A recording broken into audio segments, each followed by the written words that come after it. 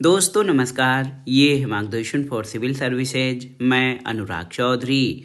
दोस्तों आज के प्रैक्टिस सेट में हम सॉल्व करेंगे टीजीटी, पीजीटी और एलटी ग्रेड परीक्षा के लिए नागरिक शास्त्र के महत्वपूर्ण प्रश्नों का प्रैक्टिस सेट संख्या 3। ये प्रश्न आपके आगामी अन्य परीक्षाओं जैसे गवर्नमेंट इंटर कॉलेज प्रवक्ता, government degree college, assistant professor, केंद्रीय विद्यालय संगठन और नेट जेआरएफ राजनीति विज्ञान के लिए भी बहुत ही उपयोगी हैं। तो आइए शुरू करते हैं आज का वीडियो। टीजीटी, पीजीटी और एलटी ग्रेड परीक्षा नागरिक शास्त्र के लिए महत्वपूर्ण प्रश्नों का प्रैक्टिस सेट संख्या 3। पहला प्रश्न है दोस्तों कि केंद्रीय सरकार के संदर्भ में निम्नलिखित कथनों पर विचार कीजिए। पहला कथन है कि भारत के संविधान में उपबंध है कि समस्त कैबिनेट मंत्री अनिवार्य रूप से केवल लोकसभा के ही आसीन सदस्य होंगे। और दूसरा कथन है कि केंद्रीय कैबिनेट सचिवालय संसदीय कार्य मंत्रालय के निर्देशाधीन कार्य करता है। तो यहाँ पे कौन से कथन आपके सही हैं आपको बताना है। तो दोस्तों दोनों ही कथन आपके सही नहीं हैं। तो सही उत्तर हो जाएगा ऑप्शन डी, न तो 1 और न ही 2। क्यों? तो संविधान के अनुच्छेद 75(3) के अनुसार मंत्रिपरिषद लोकसभा के प्रति सामूहिक रूप से उत्तरदायी होती है, आप जानते हैं। और मंत्रीगण जो होते हैं वो संसद के किसी भी सदन के सदस्य हो सकते हैं, केवल लोकसभा के ही आसीन सदस्य होंगे ऐसा नहीं लिखा गया है। अनुच्छेद 75(5) के अनुसार नियुक्त मंत्री को किसी भी सदन का सदस्य न होने पर भी 6 माह के भीतर किसी भी सदन का सदस्य होना अनिवार्य है और समयावधि बीत जाने पर वो मंत्री नहीं रह सकता। और दूसरी चीज ये कि केंद्रीय कैबिनेट सचिवालय सीधे प्रधानमंत्री के अधीन होता है। इसका प्रशासनिक प्रमुख कैबिनेट सचिव होता है जो सिविल सर्विसेज बोर्ड का पदेन अध्यक्ष भी होता है। तो ये दोनों ही कथन गलत हैं। ऑप्शन डी आपका सही उत्तर हो जाएगा। अगले प्रश्न पर आते हैं। ये प्रश्न भी बेहद महत्वपूर्ण है कि यदि राष्ट्रपति ने संसद के संयुक्त सत्र के लिए अधिसूचना जारी कर दी और इस बीच लोकसभा विघटित हो जाए तो क्या होगा, आपको बताना है। तो सही उत्तर है संयुक्त सत्र यथा समय आहूत होगा। ऑप्शन ए आपका सही उत्तर है।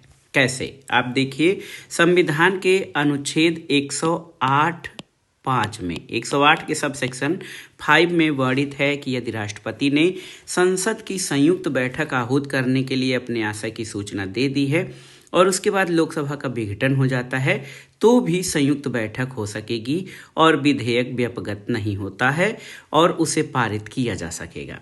तो यदि राष्ट्रपति ने संसद के संयुक्त सत्र के लिए अधिसूचना जारी कर दी और इसी बीच लोकसभा विघटित हो जाए तो संयुक्त सत्र यथा समय आहूत होगा, उस पर कोई प्रभाव नहीं पड़ेगा। अगला प्रश्न है संसद की संयुक्त बैठक के संदर्भ में निम्नलिखित में से कौन से कथन आपके सही हैं, आपको बताना है। तो यहाँ पर है अनुच्छेद 109 कुछ दशाओं में संसद के दोनों सदनों की संयुक्त बैठक का प्रावधान करता है, ये सही नहीं है। और कथन 2 है कि दोनों सदनों के संयुक्त बैठक की अध्यक्षता लोकसभा स्पीकर करता है, ये आपका सही है। तो यहाँ पर केवल कथन 2 आपका सही उत्तर है। दोस्तों संविधान का अनुच्छेद 109 नहीं बल्कि अनुच्छेद 108 जो है ये कुछ दशाओं में संसद के दोनों सदनों के संयुक्त बैठक का प्रावधान करता है। तो याद रखिएगा कथन 1 गलत है, कथन 2 आपका केवल सही है। अगले प्रश्न पर आते हैं कि निम्नलिखित कथनों पर विचार कीजिए। यहाँ पर आपके 2 कथन दिए गए हैं और कूट के आधार पर आपको बताना है कि इसमें से कौन से कथन सही हैं। पहला कथन है कि संसद भारत के उच्चतम न्यायालय की अधिकारिता को विस्तारित नहीं कर सकती क्योंकि उसकी अधिकारिता वही है जो संविधान ने प्रदान की है। दूसरा कथन है कि उच्चतम न्यायालय और उच्च न्यायालयों के अधिकारी और सेवक संबद्ध मुख्य न्यायमूर्ति द्वारा नियुक्त किए जाते हैं और न्यायालयों का प्रशासनिक व्यय भारत की संचित निधि पर भारित होता है। तो यहाँ पर आप देखिए ये दोनों ही कथन आपके सही नहीं हैं, न तो 1 और न ही 2। कैसे?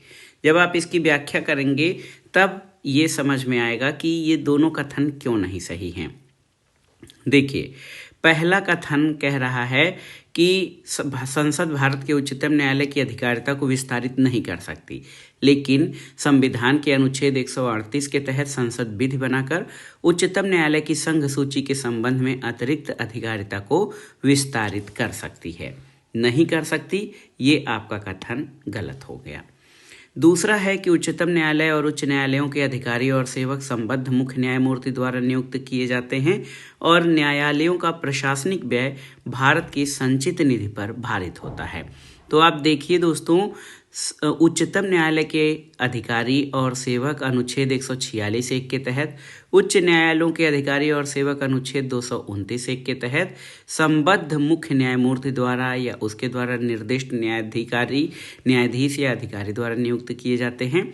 अनुच्छेद 146(5) के तहत जहां उच्चतम न्यायालय का प्रशासनिक व्यय भारत की संचित निधि पर भारित होता है, वहीं अनुच्छेद 229(3) के तहत जो हाईकोर्ट्स होते हैं उनका प्रशासनिक व्यय राज्य की संचित निधि पर भारित होता है।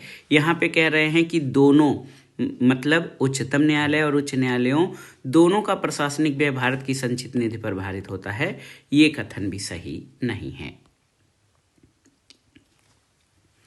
अगले प्रश्न पर आते हैं। सेवानिवृत्त होने के पश्चात सर्वोच्च न्यायालय के न्यायाधीश वकालत कर सकते हैं कहाँ पर?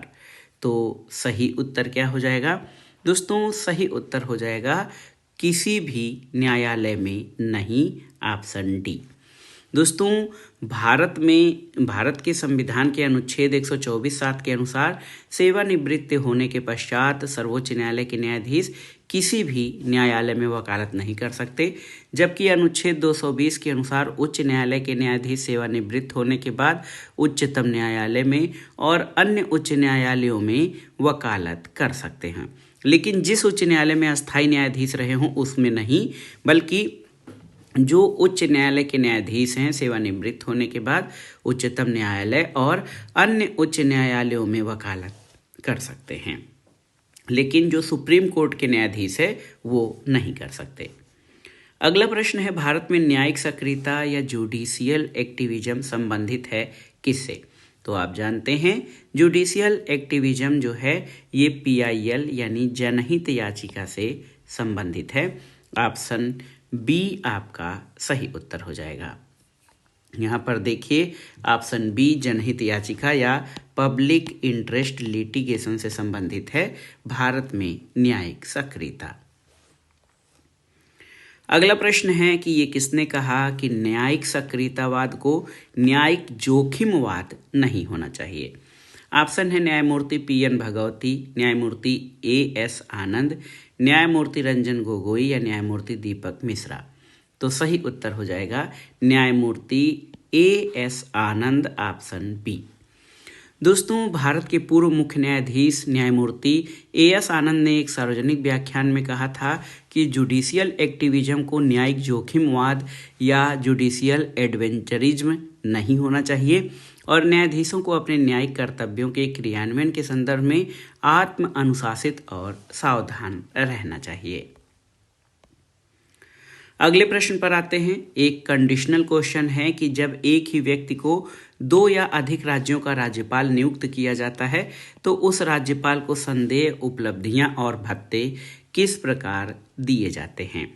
तो सही उत्तर है इसे उन राज्यों के बीच ऐसे अनुपात में आवंटित किया जाएगा जैसा कि राष्ट्रपति आदेश द्वारा अवधारित करें। भारतीय संविधान के भाग 6 के तहत अनुच्छेद 158(3) के अंतर्गत ये प्रावधान है कि जब एक ही व्यक्ति को 2 या 2 से अधिक राज्यों का राज्यपाल नियुक्त किया जाता है तो उसे दिए जाने वाले उपलब्धियां और भत्ते उन राज्यों के बीच ऐसे अनुपात में आवंटित किए जाएंगे जैसा राष्ट्रपति आदेश द्वारा अवधारित करेगा। अगले प्रश्न पर आते हैं। निम्नलिखित में से कौन सी किसी राज्य के राज्यपाल को दी गई विवेकाधीन शक्तियां हैं? आपको बताना है। भारत के राष्ट्रपति को राष्ट्रपति शासन अधिरोपित करने के लिए रिपोर्ट भेजना, मंत्रियों की नियुक्ति करना, ये राज्यपाल की विवेकाधीन शक्तियां नहीं हैं। राज्य विधानमंडल द्वारा पारित कतिपय विधेयकों को भारत के राष्ट्रपति के विचार के लिए आरक्षित करना बिल्कुल सही है। और राज्य सरकार के कार्य संचालन के नियम बनाना, तो ये राज्यपाल की विवेकाधीन शक्तियां नहीं हैं। तो इसमें से कौन सा उत्तर सही हो जाएगा? केवल 1 और 3 ऑप्शन बी। दोस्तों याद रखिएगा कि राष्ट्रपति का जो है किसी राज्य के राज्यपाल से रिपोर्ट मिलने या अन्यथा ये समाधान हो जाने पर कि ऐसी स्थिति उत्पन्न हो गई है जिसमें उस राज्य का शासन इस संविधान के उपबंधों के अनुसार नहीं चल सकता, तो राष्ट्रपति उस राज्य में राष्ट्रपति शासन लगा सकते हैं और ये रिपोर्ट भेजना राज्यपाल की विवेकाधीन शक्ति के अंतर्गत आता है। और आप जानते हैं कि संविधान के अनुच्छेद 164 के अनुसार मंत्रियों की नियुक्ति राज्यपाल मुख्यमंत्री की सलाह पर करते हैं, इसलिए मंत्रियों की नियुक्ति करना राज्यपाल का विवेकाधीन अधिकार नहीं है। तो इसी तरह से राज्य संचालन के कार्य को सुचारू रूप से संचालित करने के लिए कौन? तो आप जान लीजिए, राज्यपाल अपने विवेकानुसार किए जाने वाले कार्य को छोड़कर राज्य सरकार के कार्य को सुचारू रूप से संचालन और इस हेतु मंत्रियों में कार्य के आवंटन के लिए नियम बनाएगा। तो यहाँ पर केवल 1 और 3 आपके सही उत्तर हो जाएंगे। अगला प्रश्न है, कितने समय में राज्यपाल किसी साधारण बिल को संबोधित राज्य विधानमंडल को पुनर्विचार के लिए लौटा सकता है? आपको बताना है। तो सही उत्तर है कोई समय सीमा नहीं है। ये आप जान लीजिए, बेहद महत्वपूर्ण प्रश्न है। कोई समय सीमा नहीं है। क्यों कोई समय सीमा नहीं है? इसका कारण ये है कि संविधान के अनुच्छेद 200 के प्रथम परंतु के तहत राज्यपाल अनुमति के लिए अपने समक्ष जो विधेयक प्रस्तुत किए जाते हैं उनके बाद यथाशीघ्र किसी साधारण विधेयक, धन विधेयक को छोड़कर साधारण विधेयक को संबंधित राज्य विधानमंडल को पुनर्विचार के लिए लौटा सकता है। हालांकि इस यथाशीघ्र शब्द के लिए संविधान में कोई समय सीमा निर्धारित नहीं किया गया है और ये राज्यपाल के विवेकाधीन है, इसलिए ऑप्शन सी आपका सही उत्तर है। अगला प्रश्न है, किसी विधेयक पर संवैधानिक उपबंध के तहत राज्यपाल की सिफारिश अपेक्षित थी, किंतु बिना राज्यपाल की सिफारिश उसे स्थगन राजस्थान विधानसभा में पुनर्स्थापित किया गया और उसने पारित करके राज्यपाल को भेज दिया। अब क्या होगा? तो अब जहां राज्यपाल अनुमति देता है तो वो अधिनियम अविधिमान्य नहीं होगा। ऑप्शन ए इसका सही उत्तर हो जाएगा। अगला प्रश्न है, विधान परिषद किसी साधारण विधेयक को किस अवधि तक रोक सकती है? ये विधान परिषद के बारे में पूछा गया है। तो सही उत्तर 4 माह हो जाएगा। कैसे?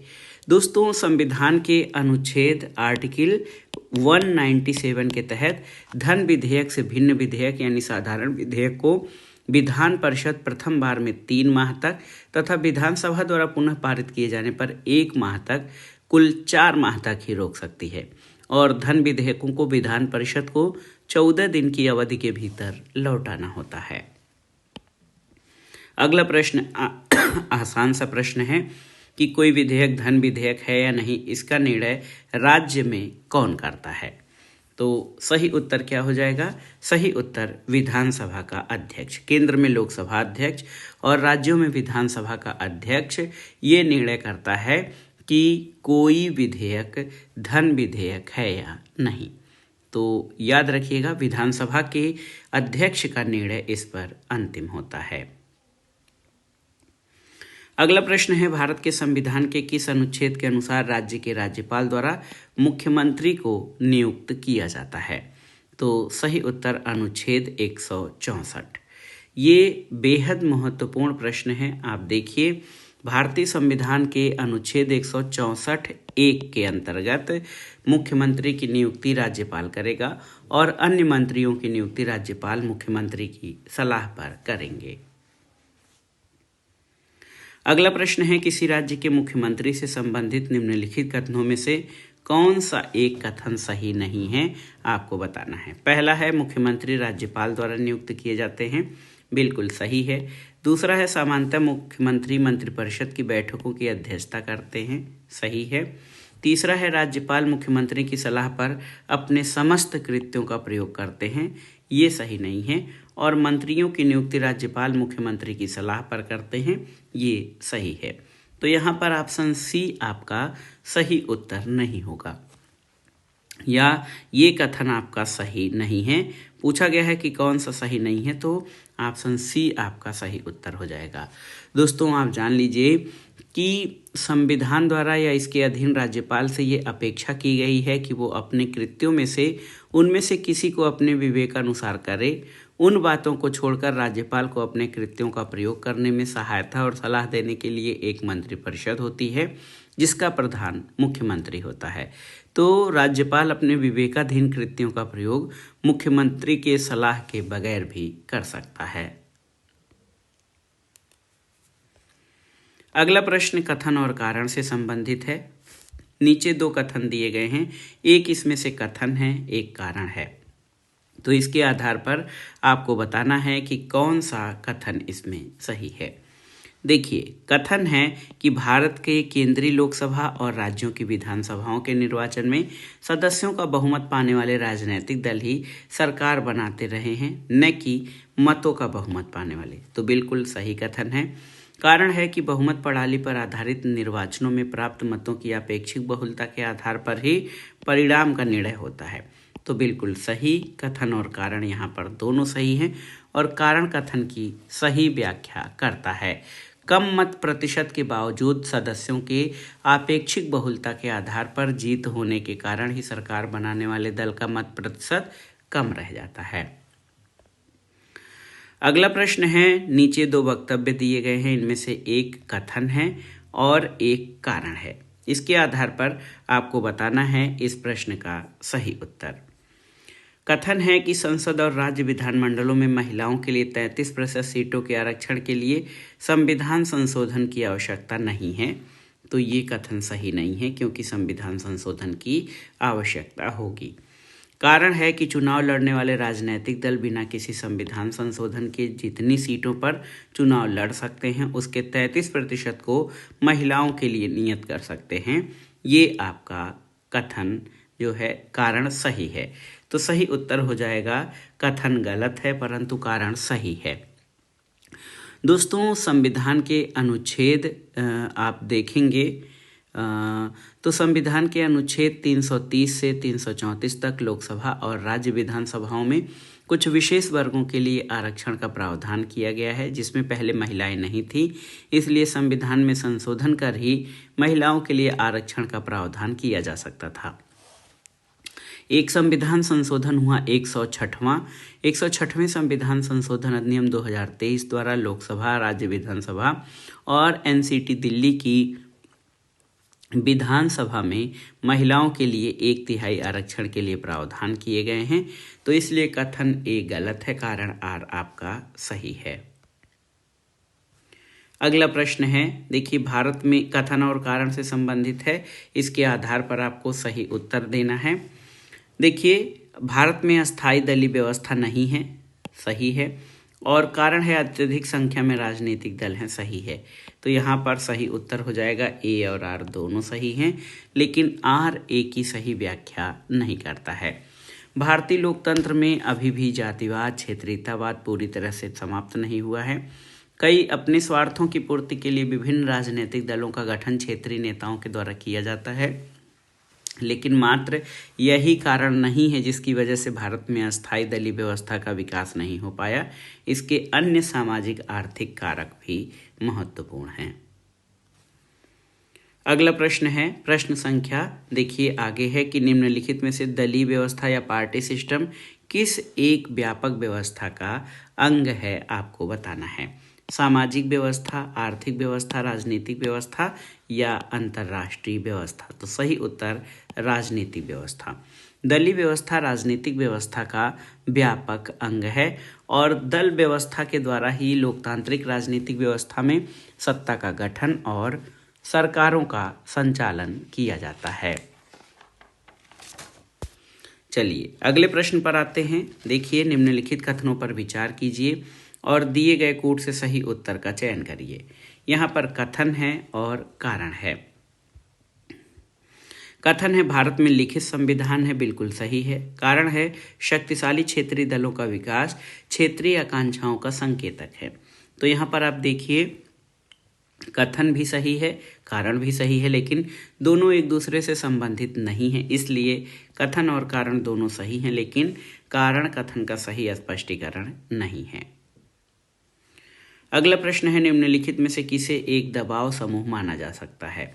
लोकसभा के सदस्य, पंचायत के सदस्य, मंत्रिमंडल के सदस्य या मजदूर संघ के सदस्य? तो सही उत्तर मजदूर संघ के सदस्य, इनको प्रेशर ग्रुप्स माना जा सकता है। अगला प्रश्न है, आंतरिक दलीय लोकतंत्र का प्रयोग होता है किसमें? आंतरिक दलीय लोकतंत्र का जो है प्रयोग या उपयोग होता है किसमें, आपको बताना है। तो ये सही उत्तर हो जाएगा दल का आंतरिक चुनाव, जो दल के पदाधिकारियों के चयन के लिए समय समय पर किया जाता है, उसमें आंतरिक दलीय लोकतंत्र का प्रयोग होता है। दोस्तों, आंतरिक दलीय लोकतंत्र राजनीतिक दलों के आंतरिक चुनाव के लिए प्रयुक्त होता है, जो दल के पदाधिकारियों के चयन के लिए समय समय पर होते हैं।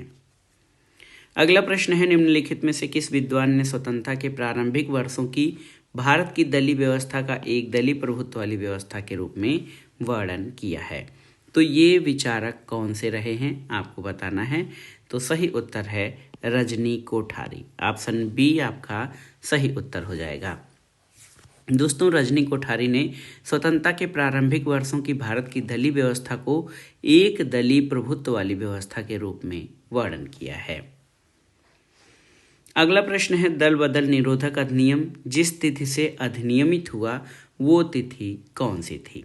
तो ये 15 फरवरी 1985। दल बदल निरोधक अधिनियम कब? 52वें संविधान संशोधन अधिनियम के द्वारा 1985 में। ये 30 जनवरी को 1985 को लोकसभा में और 31 जनवरी 1985 को राज्यसभा द्वारा पारित हुआ। 15 फरवरी 1985 को इसको राष्ट्रपति की स्वीकृति मिलने के बाद ये अधिनियमित हुआ और ये अधिनियम 1 मार्च 1985 से लागू है। इसके द्वारा संविधान के अनुच्छेद 101, 102, 190, 191 में संशोधन किया गया और संविधान में 10वीं अनुसूची जोड़ी गई है। अगला प्रश्न है, कौन एक दल बदल कानून निरोध में आच्छादित नहीं है, आपको बताना है। किसी दल में एक साथ जो है पूर्ण दल बदल ये आच्छादित है। किसी दल में विभिन्न चरणों में बड़े पैमाने पर फेरबदल नहीं। एक साथ लघु दल बदल सही है। और संसद में दल के सदस्यों द्वारा सरकार को बचाने या गिराने के लिए मतदान करना। तो यहाँ पर आप देखिए, किसी दल में विभिन्न चरणों में व्यापक पैमाने पर दल बदल, ये दल विरोधी कानून से आच्छादित नहीं है। दोस्तों, आप जान लीजिए, भारतीय संविधान में 52वां संविधान संशोधन 1985 द्वारा 10वीं अनुसूची के तहत दल बदल के आधार पर निर्भरता संबंधी उपबंध किए गए। इसमें किसी दल में एक साथ पूर्ण दल बदल, एक साथ लघु दल बदल और दल के प्राधिकृत व्यक्ति के निर्देश के विरुद्ध मतदान करने संबंधी प्रावधान है। इसके तहत भारत में प्रथम बार राजनीतिक दलों को संवैधानिक मान्यता दी गई और इस कानून के तहत किसी दल में विभिन्न चरणों में बड़े पैमाने पर दल बदल की परिस्थिति का उल्लेख नहीं है। अगला प्रश्न है, भारत के निर्वाचन आयुक्त यानी इलेक्शन कमीशन ऑफ इंडिया के कौन कौन से कार्य हैं, आपको बताना है। लोकसभा के अध्यक्ष और उपाध्यक्ष तथा राज्य के उपसभापति के पदों के लिए निर्वाचन कराना। तो ये भारत के निर्वाचन आयुक्त का कार्य नहीं है, क्योंकि लोकसभा के अध्यक्ष, उपाध्यक्ष और राज्यसभा के उपसभापति के पदों या उपसभापति का निर्वाचन उनके सदस्यों द्वारा अपने में से ही किया जाता है। नगर पालिकाओं और नगर निगमों के लिए निर्वाचन कराना, ये भी भारत के निर्वाचन आयुक्त का कार्य नहीं है।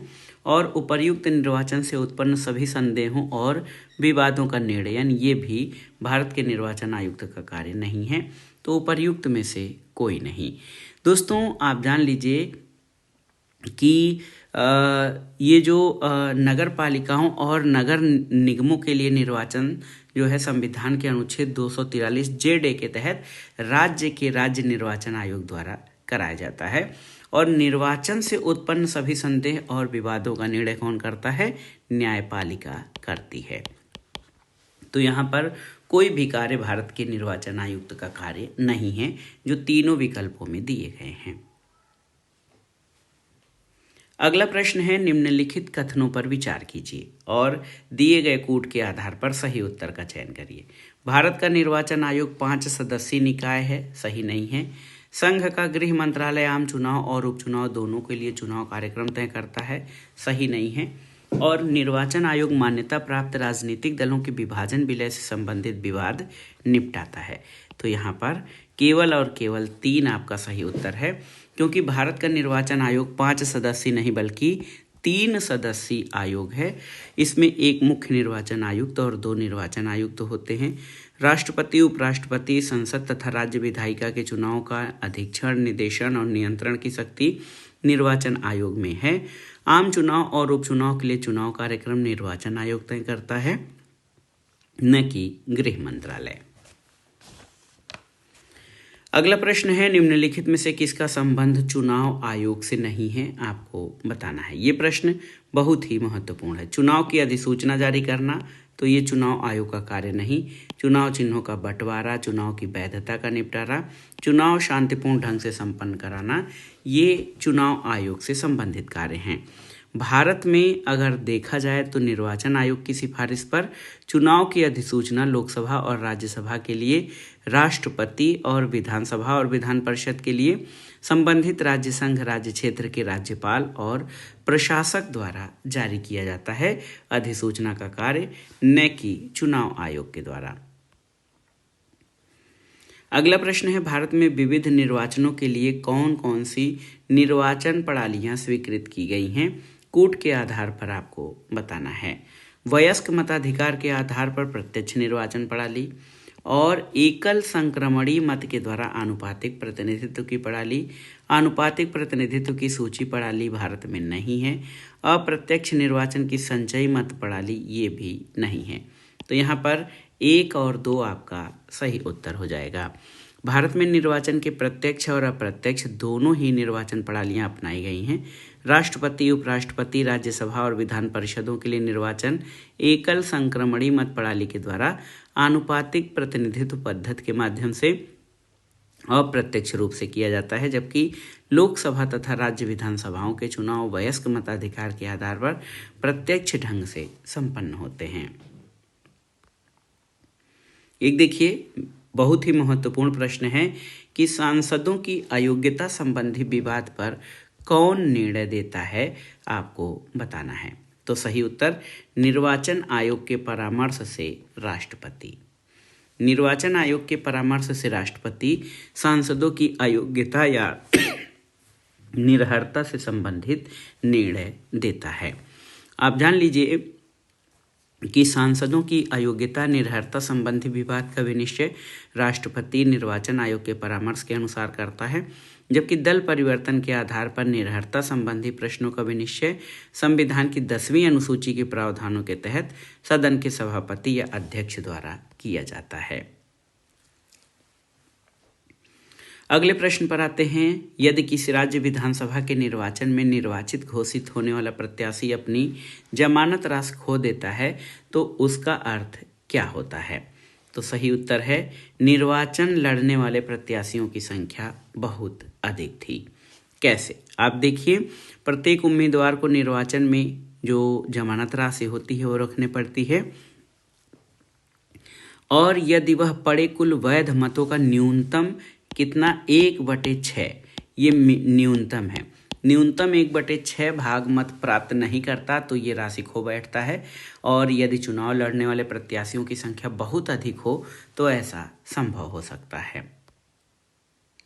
अगला प्रश्न है, न्यायालय द्वारा अपराधी घोषित किए गए व्यक्ति को चुनाव लड़ने के लिए अयोग्य करार देने का निर्णय किसके द्वारा लिया गया है, आपको बताना है। तो सही उत्तर है संसद द्वारा, ऑप्शन डी। दोस्तों, न्यायालय द्वारा अपराधी घोषित किए गए व्यक्ति को चुनाव लड़ने के लिए अयोग्य करार देने का निर्णय संसद द्वारा किया गया है।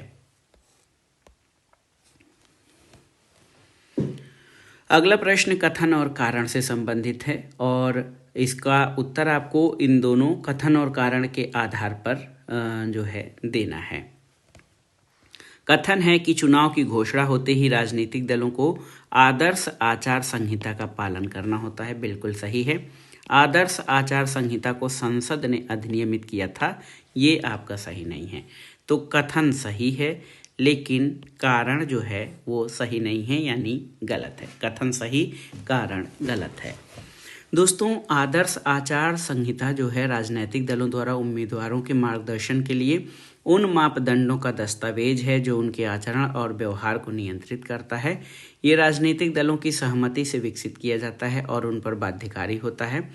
आदर्श चुनाव संहिता निर्वाचन आयोग द्वारा निर्मित की जाती है और ये निर्वाचन आयोग द्वारा चुनाव की तिथियों की घोषणा संबंधी प्रेस विज्ञप्ति जारी होने के समय से लागू होती है और चुनाव पूरा होने तक प्रभावी रहती है।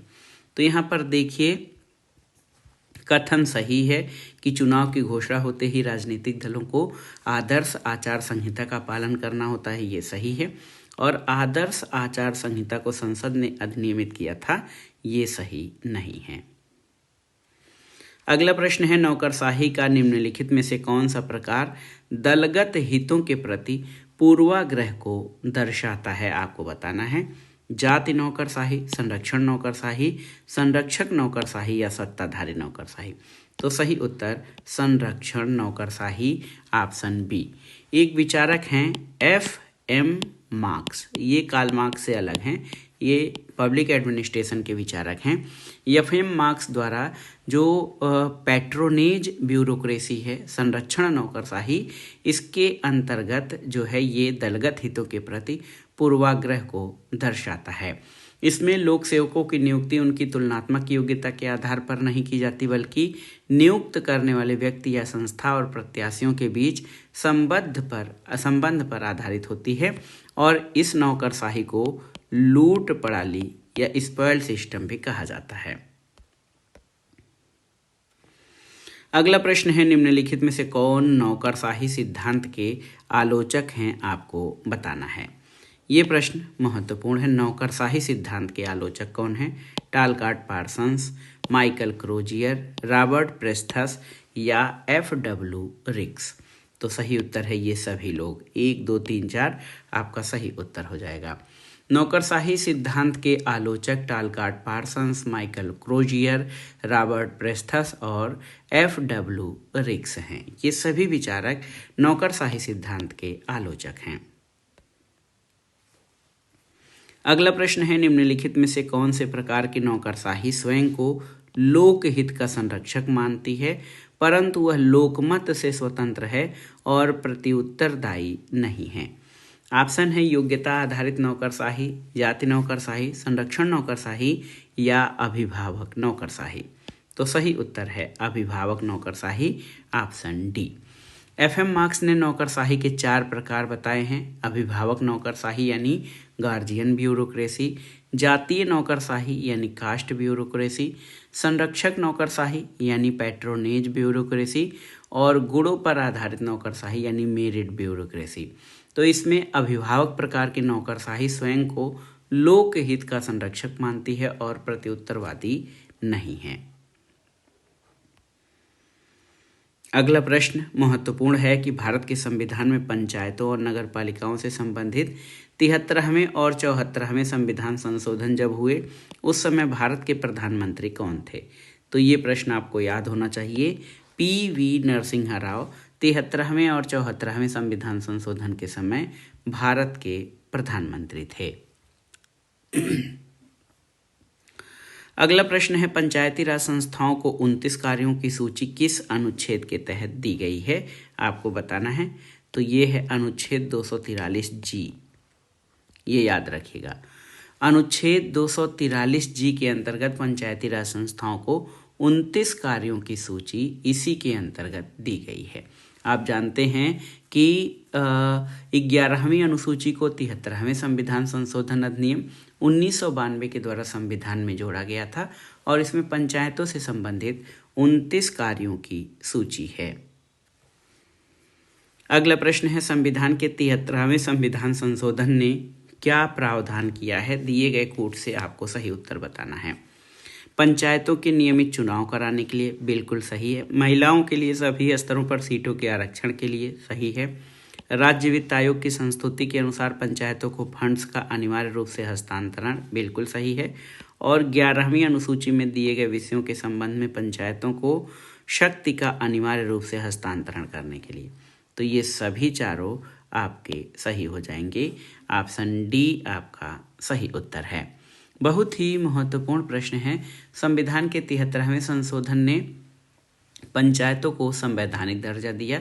इस संशोधन के द्वारा संविधान में शामिल उपबंधों के तहत पंचायतों के नियमित चुनाव की बात की गई। सभी स्तरों पर महिलाओं के लिए 1/3 आरक्षण का प्रावधान किया गया और उनकी वित्तीय स्थिति को सुधारने के लिए राज्य वित्त आयोग के गठन का प्रावधान किया गया है। तो 11वीं अनुसूची में दिए गए विषयों पर कार्य की पूर्ण शक्ति होती है और इसमें कुल 29 विषय अंकित किए गए हैं। देखिए, अब लास्ट क्वेश्चन है आज के प्रैक्टिस सेट का कि क्या संविधान की 11वीं अनुसूची में शामिल नहीं है? पुस्तकालय, ईंधन और चारा, ग्रामीण खेल और तकनीकी प्रशिक्षण, तो इसमें से क्या संविधान की 11वीं अनुसूची में शामिल नहीं है? तो सही उत्तर है ग्रामीण खेल इसमें शामिल नहीं है। संविधान की 11वीं अनुसूची में पंचायतों को दिए जाने वाले या निर्दिष्ट किए जाने वाले कुल 29 विषय शामिल किए गए हैं।